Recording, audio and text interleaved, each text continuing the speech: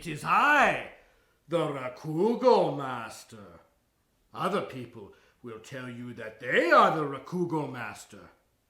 They are not the Rakugo Master, for I am the Rakugo Master. Would you like to hear a story? You would? Well then, I will tell you a story of perseverance, of ingenuity, and of a very old man who had kidney stones.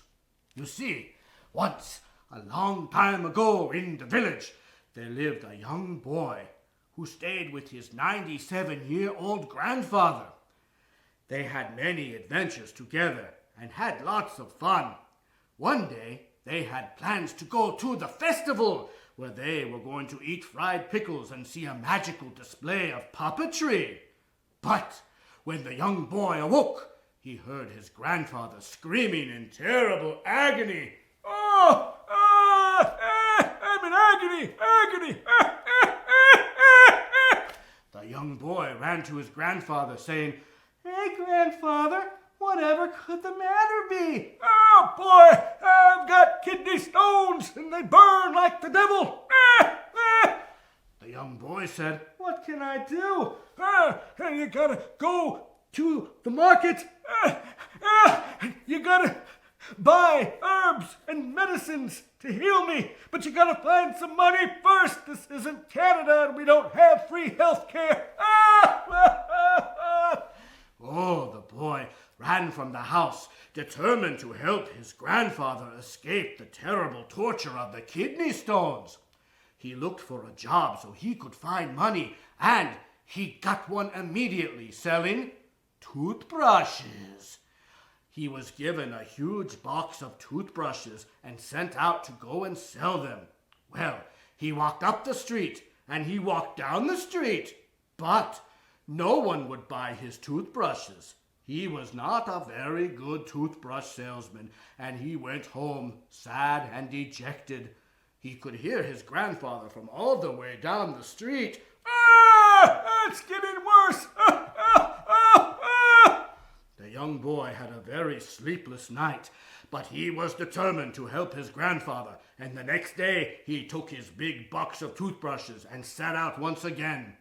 But at the end of the day, he still had sold no toothbrushes. He went home and heard his grandfather in more pain than ever before. This is it! The big one's coming! It's coming to take me away! It burns!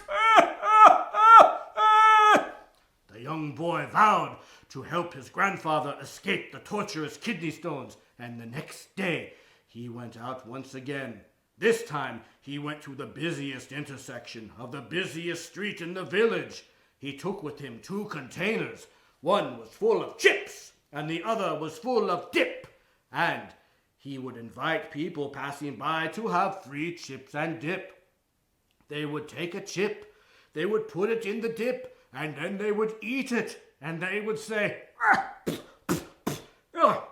"This tastes like horse dookie." And the boy would reply, "It is horse dookie. Would you like to buy a toothbrush?" The young boy made so much money, he went to the market and bought the herbs and medicines for his grandfather, and he even had enough left over to buy fried pickles and a guinea pig. He and his grandfather lived happily ever after. Now that was a wonderful story.